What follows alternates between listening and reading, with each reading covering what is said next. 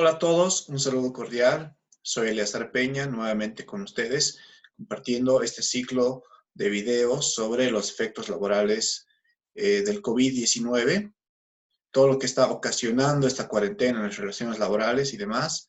Y bueno, en esta ocasión quiero compartir con ustedes un tema referente a qué es la fuerza mayor o caso fortuito. Se ha estado hablando mucho sobre lo que es la fuerza mayor, el caso fortuito y demás. ¿Por qué? Porque a consecuencia de esta pandemia que estamos viviendo, muchas empresas se ven imposibilitadas de generar recursos, se ven imposibilitadas de generar dinero para pagar a sus trabajadores y algunas, por estas circunstancias, se ven obligadas a prescindir servicios de sus trabajadores, ¿no? Entonces queremos nosotros definir qué es lo que dice la doctrina sobre fuerza mayor y caso fortuito y qué es lo que dice también la jurisprudencia sobre cómo en nuestro país, Bolivia, se debe aplicar la fuerza mayor y caso fortuito a las relaciones laborales. ¿Ya? Entonces, primeramente, como pueden ver acá, la fuerza mayor o caso fortuito, nosotros vamos a utilizar a Guillermo Cabanelas, que es un tratadista que nos define de una manera muy cabal lo que es la fuerza mayor o caso fortuito. ¿Ya? Y ya sea fuerza mayor o caso fortuito, Cabanelas nos habla que tiene 6 características, ¿ya? Primera característica es que es un evento imprevisible, nadie lo puede prevenir. Segundo, que es inevitable, es decir, que si bien puede ser previsible, pero no se puede evitar, ¿ya? Por ejemplo, un desastre natural. Es algo que probablemente el Senami y demás nos avise que probablemente algún momento va a haber una tormenta, una lluvia y demás. Pero eso es inevitable. Inevitablemente va a pasar, va a suceder y va a ocasionar algo, ¿no? Puede, por ejemplo, una granizada destruir una cosecha, por ejemplo, puede una lluvia causar inundaciones en la empresa y demás, ¿no? Característica número 3, ajeno al deudor, es decir, ajeno a la persona que tiene que cumplir una obligación, ¿ya? Es ajena a su voluntad, no es ocasionada por él. Cuarto, debe ser actual, ya no podemos nosotros invocar como caso fortuito, fuerza mayor, una situación pasada de hace 5, 6, 7, 8 años, ¿no? Tiene que ser una situación actual, ¿ya? 5, sobreveniente, es decir, que sea algo repentino, que suceda de la noche a la mañana. Y sexto, que se configure como un impedimento absoluto de incumplimiento. Es decir, que a consecuencia de esta situación imprevisible, inevitable, ajena a voluntad de las partes, sobreveniente, se configure en una causal para que una de las partes pueda, o no pueda, mejor dicho, cumplir sus obligaciones pactadas en un contrato. Ahora bien, ¿qué se entiende por fuerza mayor? Hemos hablado primero de las características, ¿ya? Cabanelas nos dice que fuerza mayor o caso fortuito es todo acontecimiento independiente de la voluntad humana que no ha podido preverse o que previsto no ha podido evitarse. ¿Ya? A eso nos define Guillermo Cabanelas como fuerza mayor o caso fortuito. Ahora, la fuerza mayor y el caso fortuito tienen una pequeña diferencia. Ambas tienen estas características, ¿ya? Pero tienen algunas diferencias que las distinguen. Primero, la fuerza mayor podemos entender como todo acontecimiento que reúne estas características que hemos visto acá, pero que es ocasionado por acción del hombre, ¿ya? Acción de un tercero en este caso, ¿no? Como ser las guerras, convulsiones, tumultos, una guerra civil, por ejemplo, ¿no? Una marcha, un bloqueo de caminos, ¿no? Son situaciones ocasionadas por terceros y demás por acción del hombre. Y estas situaciones y demás pueden constituirse en una situación de fuerza mayor que puede ser imprevisible, inevitable, ajeno a la voluntad de las partes, actual, sobreveniente y configurarse como situación de impedimento absoluto de incumplimiento de las obligaciones contractuales. ¿Ya? Claro ejemplo de esto, de esta situación, lo hemos vivido en Bolivia el año pasado, a raíz de los conflictos sociales postelectorales, ¿no? Que han derivado en la renuncia del anterior presidente Evo Morales. Así una situación clara, había marchas, enfrentamientos, había represión policial, militar y demás, y bloqueos de caminos, entonces muchos empleadores, fábricas y demás no podían abrir, trabajadores no podían asistir a la fuente laboral, entonces estábamos ante una situación de fuerza mayor, porque era ocasionado por el hombre, ¿no? Por acción del hombre.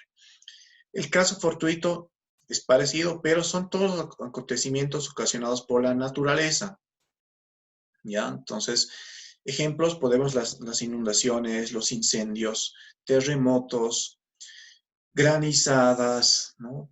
Y nos animamos a hablar que en esta circunstancia está lo que es la pandemia del COVID-19. ¿No? ¿Por qué? Porque es una situación que no ha intervenido la voluntad humana y es una situación en la cual es producto de la naturaleza. Ya es un virus, es un organismo unicelular que ingresa al cuerpo humano, ocasiona una serie de daños en la salud y demás, inclusive la muerte. Entonces se produce por un contagio y demás. Y también el COVID-19 es una situación imprevisible, nadie la pudo prevenir, inevitable, que si bien lo hemos podido prevenir, pero inevitablemente muchos ha llegado a la mayoría de los países del mundo. Ajeno a la voluntad de las partes, nadie lo ha querido actuar, sobreviniente porque fue de un tiempo muy corto que se propagó esta enfermedad y en la mayoría de los casos está configurando como un impedimento absoluto de incumplimiento de las obligaciones que tienen las partes, ¿no? Porque tenemos una cuarentena en este momento por mandato del Decreto Supremo 4199, una cuarentena total, y empleadores, salvo actividades esenciales, no pueden trabajar, no pueden generar recursos y trabajadores no pueden asistir a su fuente de empleo. Obviamente algunos están implementando lo que es el teletrabajo, pero hay actividades que no se pueden por ningún motivo funcionar por el teletrabajo. Ya hay actividades directamente afectadas, como ser el turismo, hoteles, cines, teatros, gimnasios, que se ven directamente afectados por esta pandemia, ¿no? Entonces, ¿qué sucede ante una situación de fuerza mayor o caso fortuito? ¿Qué pasa en materia laboral? Primeramente hablemos de la inasistencia, ¿ya? La inasistencia del trabajador por situaciones de caso fortuito, fuerza mayor, no se configura como una inasistencia justificada, ¿ya? Y esto lo dice la sentencia constitucional 821 quebrado 2017, emitida por el Tribunal Constitucional, ¿ya? Y nos habla, ¿no? Que cuando una persona del sector público o del sector privado y demás que no asiste a la fuente de empleo y nosotros no podemos considerar inasistencia justificada cuando esa inasistencia se da, por ejemplo, nos da ejemplos como accidentes, urgencias médicas del trabajador o servidor y su familia, bloqueo de caminos o un paro de transporte que impide su llegada, etcétera, etcétera, ¿no? Entonces, por situaciones de fuerza mayor, y demás que el trabajador no puede asistir, no podemos considerar inasistencia injustificada. ¿Ya? Primer elemento. Ahora, segundo elemento, ya hablando de una situación, pues, cuando esa situación de fuerza mayor se constituye en una situación que ocasiona un grave perjuicio económico, un colapso económico o inclusive la quiebra del centro laboral. Entonces, tenemos dos sentencias constitucionales, una de ellas la 311, quebrada 2013, que nos habla de la extinción de la relación laboral por causas ajenas al empleador y al trabajador, ¿no? Y nos habla de que el empleador se puede eximir de la satisfacción de este deber, es decir, su deber de brindar estabilidad laboral, de pagar salarios, de cumplir el contrato de trabajo, etcétera, cuando existan motivos justificados para ello. Es decir, si se dan circunstancias objetivas que impidan o hagan más onerosa la prestación, ¿no? Sea que corresponda o no el pago de salarios, dificultades económicas de la empresa, incendios, falta de materia prima. Como pueden ver, nos habla claramente de situaciones de fuerza mayor y caso fortuito. Continúa esta sentencia. Dice, las referidas causas objetivas que impiden la continuidad de la relación laboral pueden ser atribuidos tanto al empleador, fuerza mayor, muerte del empresario e incapacidad del empleador cuando es intuito persona, cese o liquidación de la empresa, extinción de la personalidad del contratante, quiebra, etcétera. Como al trabajador, incapacidad absoluta, inhabilitación, muerte, límite de edad para el trabajo, entre otros. Esas circunstancias son denominadas causas de fuerza mayor o caso fortuito que se encuentran reguladas por los principios generales de la extinción de las obligaciones y de los contratos en particular que exigen que éstas sean ajenas a la voluntad de las partes. Entonces, nos habla primeramente de una situación que debemos comprender, que es la razonabilidad, que está implícita en esta sentencia constitucional. Es decir, no podemos exigirle a ninguna de las partes el cumplimiento de sus obligaciones contractuales si se dan situaciones de fuerza mayor o caso fortuito.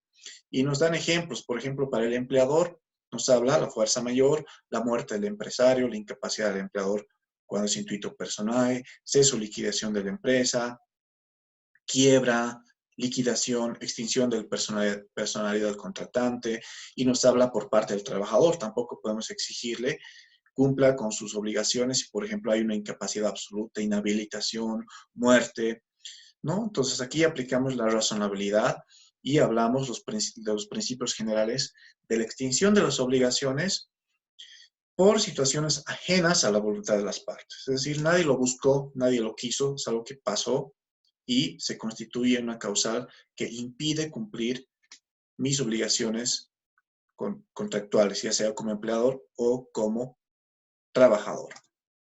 Y finalmente tenemos la sentencia constitucional 1088-2015-S2, que nos habla de cómo debería procederse a una ruptura del vínculo laboral por causales objetivas o bien por la fuerza mayor, ¿no? Ahora, ¿qué es lo que esta sentencia constitucional dice a estas causas de fuerza mayor? Nos da ejemplos, dice como aquellas que puede darse cuando la situación económica de una empresa demuestra pérdidas o déficit financiero en más de una gestión. Ojo, primer elemento. Pérdidas económicas o déficit financiero en más de una gestión. Primer elemento. Segundo elemento, comprobada por los propios balances de la empresa. Ya, segundo elemento, comprobada la situación de déficit financiero o pérdida económica considerable por los propios balances de la empresa, que eventualmente podría concluir en una quiebra económica, lo que implicaría dejar sin fuente laboral a todo el personal de la empresa. Por lo mencionado y garantizándose el bienestar común, tratando de mantener a la mayor cantidad de trabajadores con fuente laboral, es posible que pueda darse esa causal de desvinculación laboral por fuerza mayor, es decir, para resguardar el centro laboral, es decir, para evitar que quiebre, que colapse, podemos aplicar la fuerza mayor como una causal de desvinculación, ¿ya? Pero aquí la tengo subrayada esta parte porque nos da algunos elementos muy importantes esta sentencia constitucional y dice así: no obstante la situación económica negativa, tiene que ser de pleno conocimiento del trabajador cesado. Primer elemento. El trabajador cesado tiene que conocer plenamente esa situación económica negativa. Segundo elemento. Así como de la Jefatura Departamental de Trabajo, a efectos de que se siga el trámite de rigor para realizarse todos los pagos de beneficios sociales del trabajador cesado por dicha causa. Segundo elemento, comunicar esa situación económica negativa a la Jefatura Departamental de Trabajo. Ojo, no dice pedir autorización, dice comunicar, es decir, se notifica a la Jefatura Departamental la situación económica negativa, obviamente respaldada en los balances de la empresa, y tiene que ser cumplir este requisito de que las pérdidas y el déficit financiero debe ser en más de una gestión, ¿ya? Y luego dice que se deben pagar los beneficios sociales, otro elemento, y finalmente dice, no pudiendo ser usada esta causal para desvinculación laboral de personas en grupos de vulnerabilidad. A grupos de vulnerabilidad no se los puede despedir aplicando esta causal. ¿Quiénes son los grupos de vulnerabilidad? Personas con discapacidad grave o muy grave y personas que tienen a su cargo personas con discapacidad grave o muy grave, como ser padres, madres, tutores o guardadores de dichas personas con discapacidad. A ellas no se las puede aplicar este causal, debiendo necesariamente reubicarlas en otro cargo acorde a su dignidad, ¿no? Y tratando de cuidar que sea su mismo nivel salarial, ¿no? Luego, esta sentencia constitucional no he transcrito la parte pertinente, pero si la revisan, dice cómo Cabanela sugiere que se proceda a la desvinculación. Y nos da dos elementos. Primer elemento nos dice desvincular al personal más nuevo, respetando al más antiguo. Es decir, respetamos el nivel de antigüedad. Los más antiguos se quedan en la empresa, los más nuevos se los desvincula. Segundo criterio es desvincular, tomando en cuenta las cargas económicas de un trabajador y su familia, respecto a su familia. Por ejemplo, un trabajador, y en este caso nos dice, bueno, en este caso probablemente se deba romper los parámetros de antigüedad. Probablemente un trabajador nuevo tenga una mayor carga familiar que un antiguo. En este caso hay que darle la prioridad al trabajador con más cargas económicas para mantenerlo en su fuente de empleo. Ahora, si el colapso económico es evidente y demás, en el cual ya merita cerrar la empresa, entonces acá esta sentencia constitucional que les mencionaba anteriormente, que es la 311, nos habla de otras causales para la desvinculación legal, como ser el cese o liquidación de la empresa, ¿ya? El cese o liquidación es un proceso que debe regirse por el Código de Comercio, ¿ya? Entonces, esa decisión de los socios y demás, y los socios disponen del cierre de la institución cuando ya ven que es inviable económicamente seguir manteniendo el centro laboral. Ahora, la otra consulta que también surge es si se puede o no constituir empresas sociales. La ley 1055 de constitución de empresas sociales nos habla de que los trabajadores pueden constituir empresas sociales en los casos de quiebra.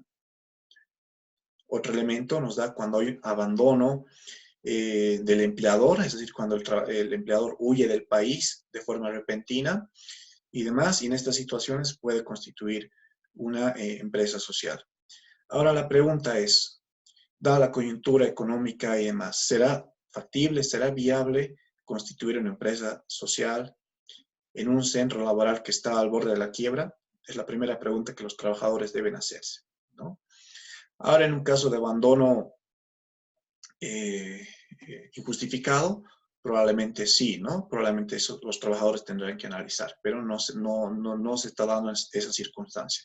La circunstancia actual que tenemos es muchas empresas están cerrando porque se ven imposibilitadas de continuar en operaciones, ¿no? Hay empresas que quién sabe cuándo volverán a trabajar, empresas como el sector de turismo, por ejemplo, aerolíneas, todo lo que es transporte de pasajeros, todo lo que es espectáculos, cines, gimnasios, no sabemos cuándo retomarán actividades, ¿no? Entonces, probablemente en este caso, el cierre de la institución del centro laboral no sea la única solución y demás. Entonces, evidentemente el Estado en otros niveles es el que tiene que adoptar medidas económicas para evitar el cierre de empresas, ¿no? Dando incentivos adicionales para que los diferentes empleadores y demás puedan continuar con sus emprendimientos, ¿no? O dar lugar a nuevos emprendimientos